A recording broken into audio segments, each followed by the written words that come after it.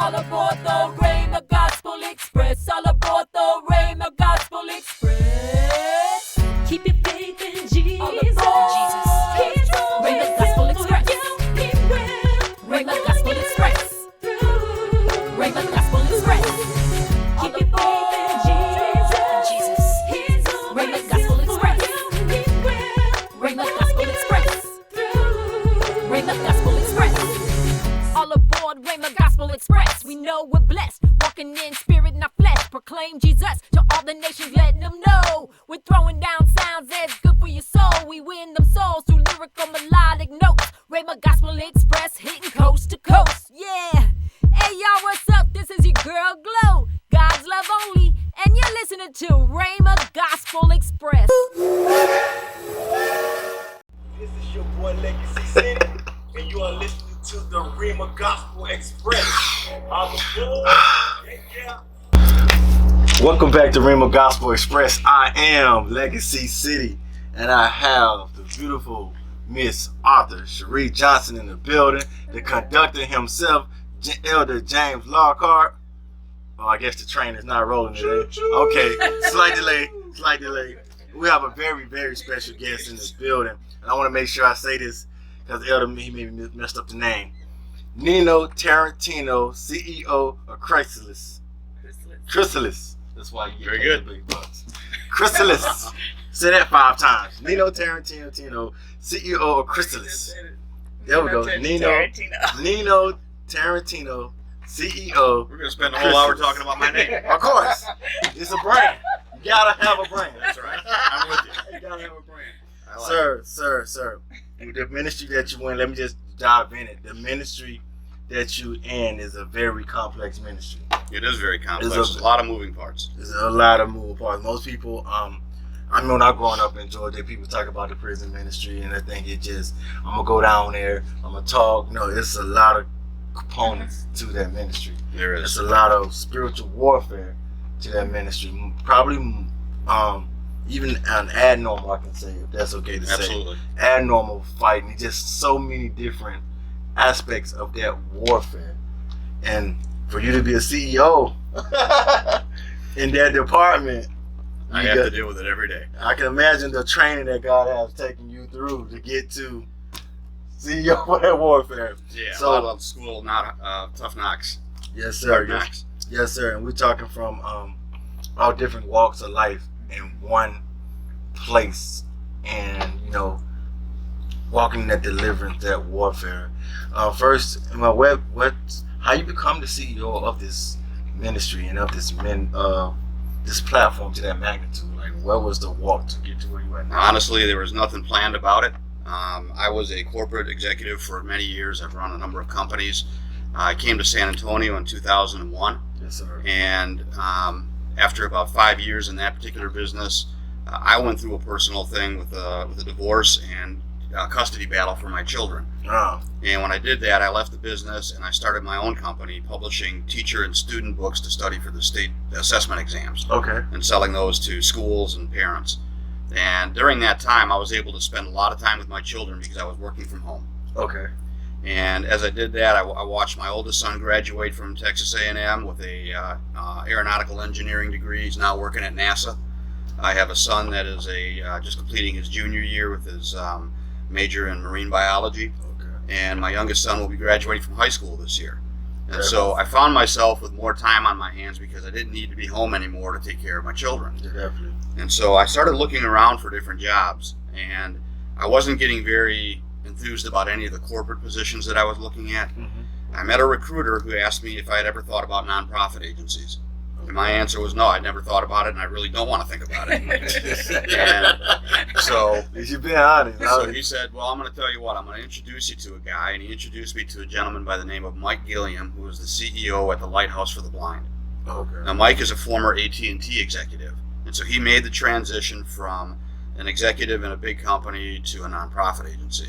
And I spent some time with Mike, and he's just a terrific guy, and his story was phenomenal. He talked about the difference coming into work as an executive for a big company and as a CEO of a not-for-profit that had a true mission. And then he introduced me to a gentleman by the name of Navarro Williams, who was the CEO over at Sam Ministries. And exact same story. Navarro was a former cable executive. And so he told me basically the same thing Mike did.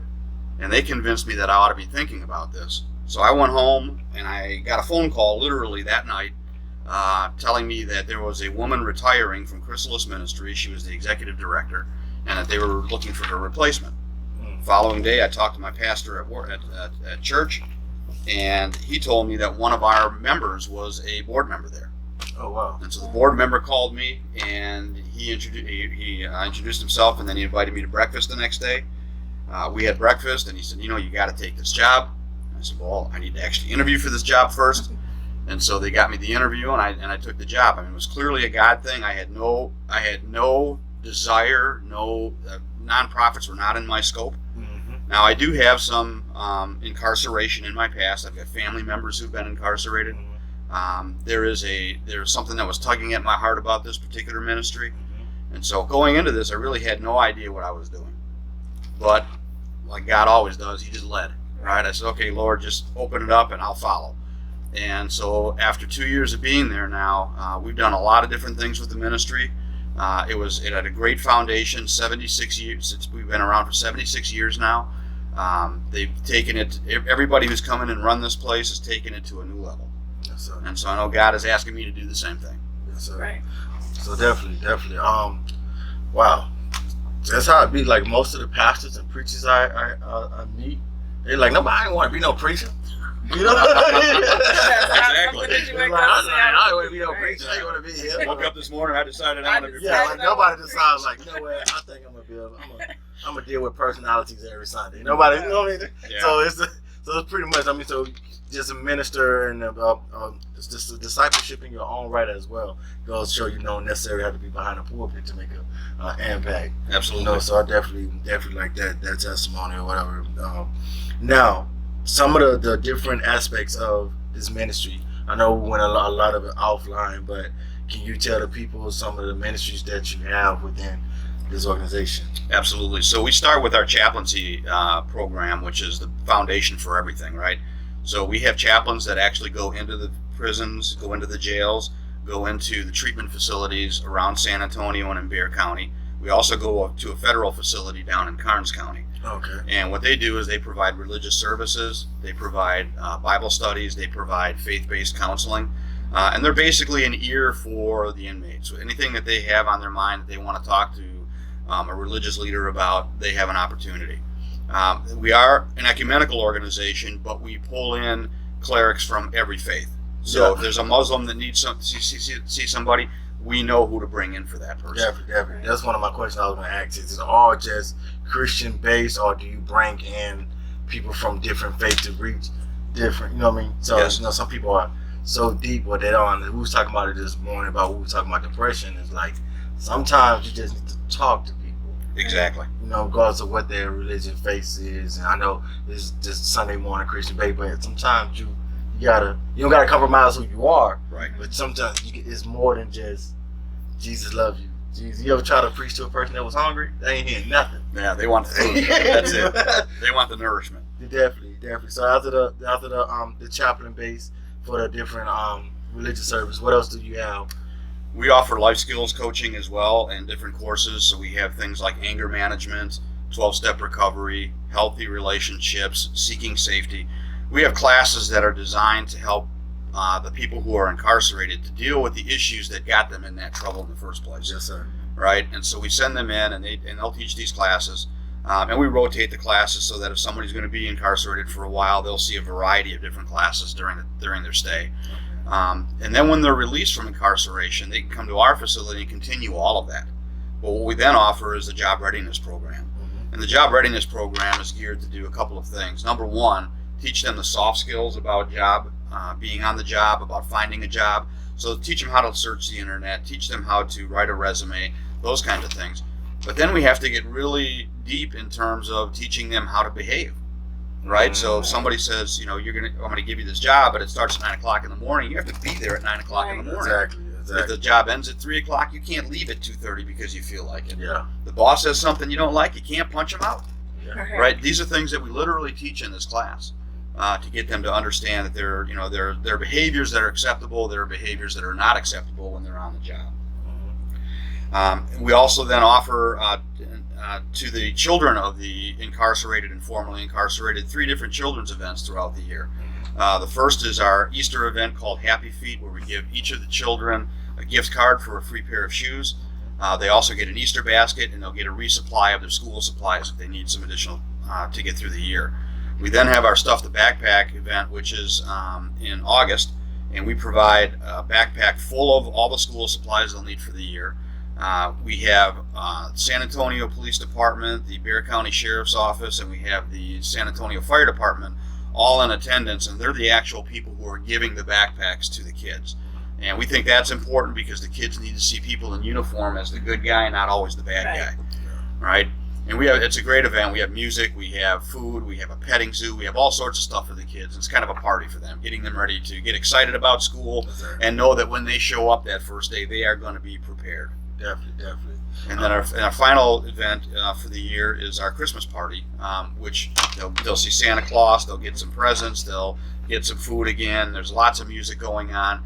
We generally will partner with with the Bexar County Sheriff's Office for that event as well. And again, last year we served over 1,200 kids that came to the Christmas party. And these are all children whose parents are either incarcerated or formerly incarcerated. Okay, one thing I want to talk about also, like I did 10 years in the military, right? So that was in that time I was married, and they were like, well, once you join the military, the wife joined the military. Once you deploy, the wife deploy. You know, so and it works the same way. Like when for married couples that are incarcerated, I know you mentioned briefly, like it was like saying that I was married and incarcerated, and the wife she get to take the readiness, or vice versa. The wife get locked up. So they get the same treatment as the person that coming home, right? Exactly. So they go through, learn how to write resume, keywords, and different things of that nature. So any of the services that we offer to the inmate or the formerly incarcerated is available to any family member. Okay, definitely, that's awesome. That's awesome, man. So, like I said, that ministry, I can imagine teaching somebody how to behave on a job as a grown man. It's just you just gotta like Jesus. Well, you think about some of their backgrounds, right? So, mom might have been a prostitute, dad's a drug dealer, and they have no sense of what a real job is like. Definitely. And then you have to remember, like, most of these people were probably in a part of the system early on in their life. Exactly. And so there's a pattern that they, generation to generation. And we got to get them out of that pattern, Right. right? We've got to try to break that cycle. Definitely. And like I said, only through the love of Christ you can do that. Absolutely. You can do that. And even with the ministry that you have, that I know, when I just see all the time, like people, you never discipline the people. That's God's job. You love the people. And Right. Exactly. Right. You know what I'm saying? And we don't try to convert people either. We bring them the Word of God, and then it's the Holy Spirit's job to come down and convert and do what He's going to do. Definitely. We just meet them where they at. That's exactly the point. Definitely. Exactly. Love with no agenda. So That's just a question, like, do this also extend to like the juvenile, or just only the adult prison? We deal primarily with the adults, but we do have a presence in the juvenile facility. We have a Catholic chaplain there, and we have a Protestant chaplain that goes in on occasion. And we do things like Acts retreats and things like that for the kids while they're in. But we have much less face-to-face time with the kids, and that's for legal reasons. Yeah, understood. Definitely understood. Well, we're going to take a break, and we'll be back with Mr. Nino Tarantino. You're tuned in. You got it. KROB-FM with the Dream Team right here. Want you to know, San Antonio, we have much more coming your way. Be back with us in just a few minutes. Right now, we have to pay some bills. Coming up right after the bills will be Rejoice from Mr. B himself. Talking about Mike B out of Houston, Texas. And then we will have the man himself right here from our own city, Mr. T. Bryant, singing We Win. So stay tuned. And then back to Legacy City. Medwell provides medical Hey. supplies and medical I didn't want to equipment forget that such part as though, vehicle with lifts, the stair families rides, get the same and thing. wheelchairs. Them I know you was going down the list. I'm like, well, I'll wait till the season gonna finish. Yeah, very important. Very, very, very, Let's very. find out the needs Medicare, of the Medicaid, ministry, TRICARE for what the military ministry needs services, and how and people other can get involved. insurances. Yeah, definitely. Medwell Yeah. delivers We'll let you and take can that be portion reached over. at That's that 210-533-94. I want to steal your question. This is on live. I can't make it like I made it up. Now you gave it to us. That's when a person know how to turn your music into profit. You know, you don't So want I work with another agency called Stand Up SA.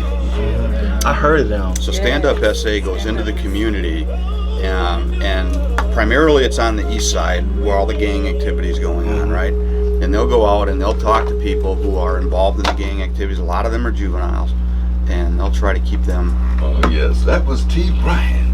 We win.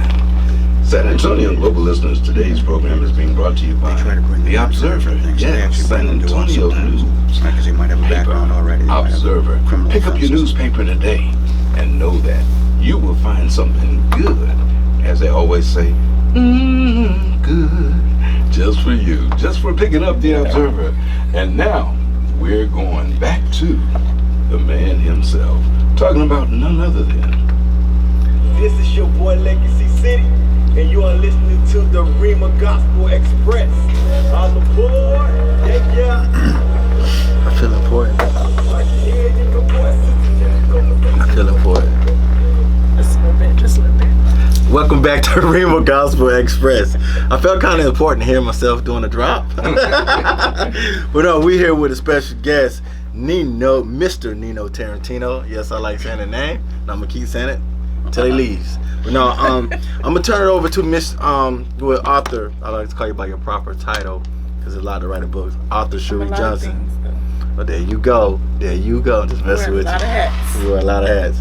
It's part of being a CEO. So, with the ministry that you in, I'm gonna let her ask the question because I want to steal her question. Go ahead, Miss Johnson. What's this question?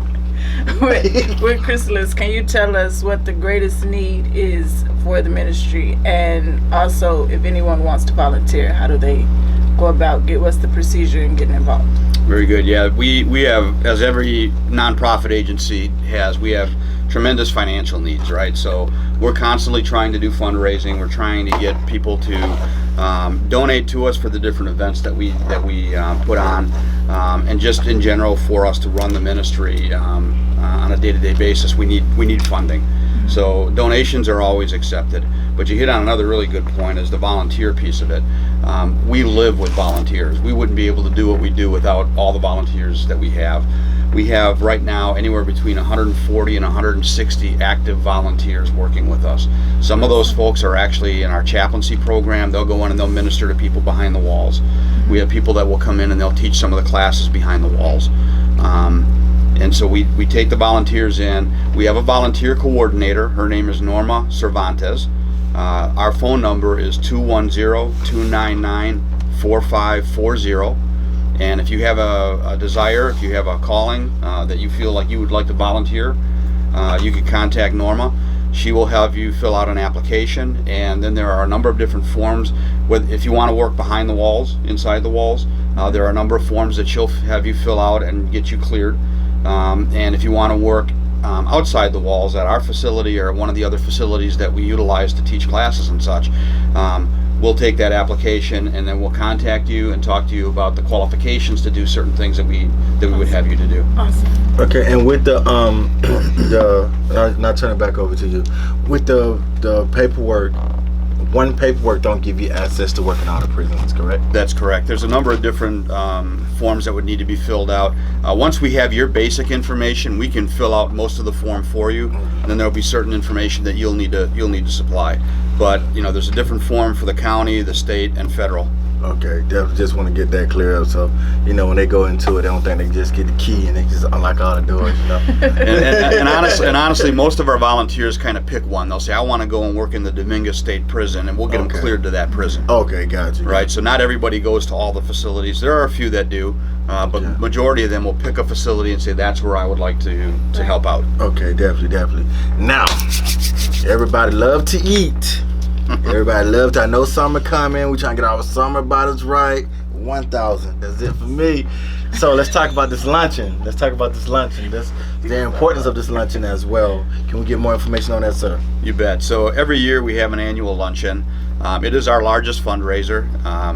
That's the one that provides us the majority of the money that we need to operate the organization. Yes, sir. Right. And so we're going to have it on May 24th. It's going to be at the Oblate Theater, the Oblate, and it's the Theological Center. And it'll go from 11 o'clock to 1 o'clock. We'll have a silent auction. Then we'll also have, which is the highlight every year of our luncheon, we're going to have testimonials from 3 of our former clients to talk about how Chrysalis Ministries has impacted their ability to re-enter society productively. And then every year we honor somebody that is a champion, if you will, of what it is we do. And this year it's Commissioner Tommy Calvert.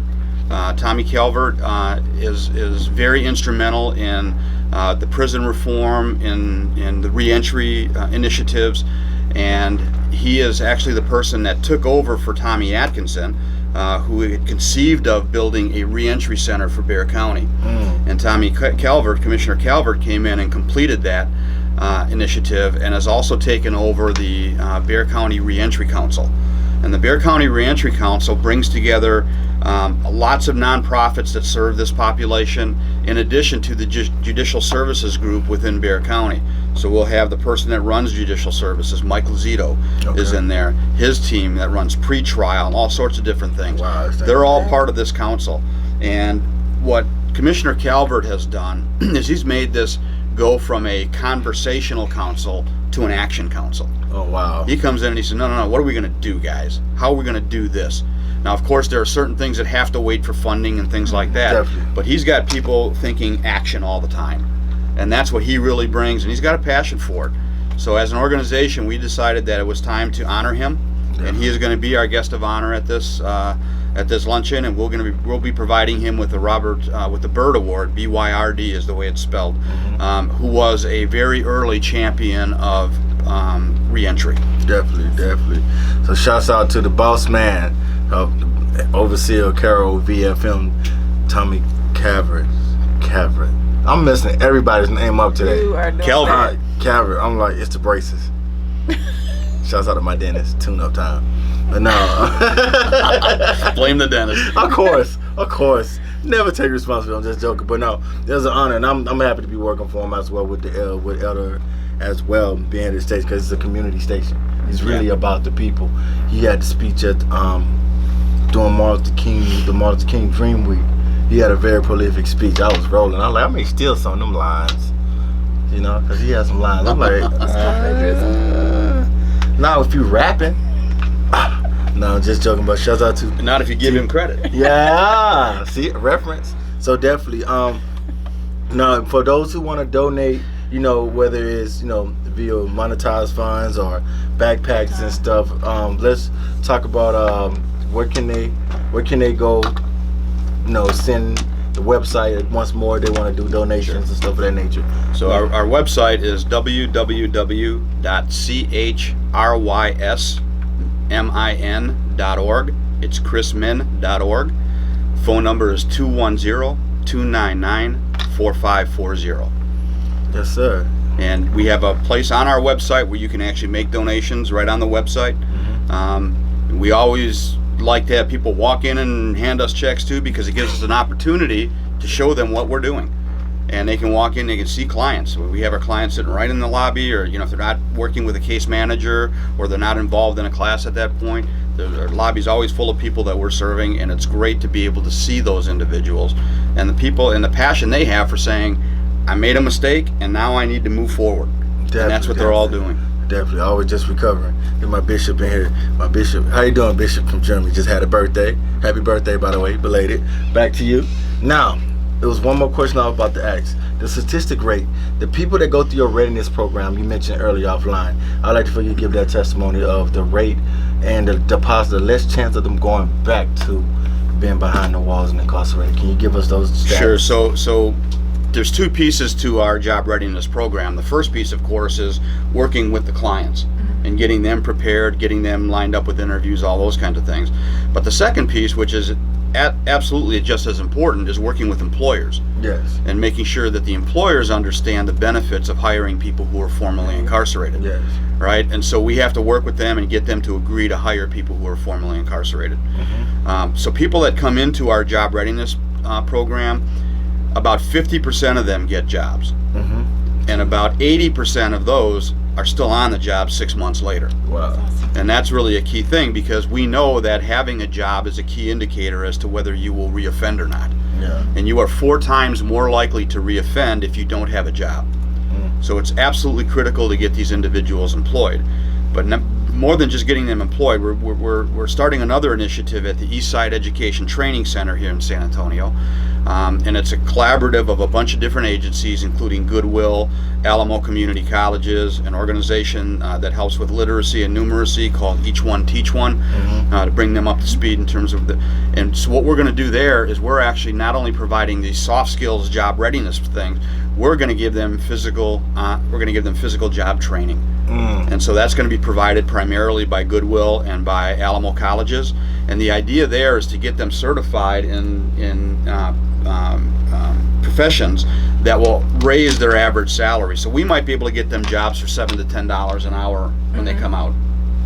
Get a certification in one of these fields, you can raise that to $15 to $18 an hour. And then they have upward mobility to be making $22, $23, $24 an hour.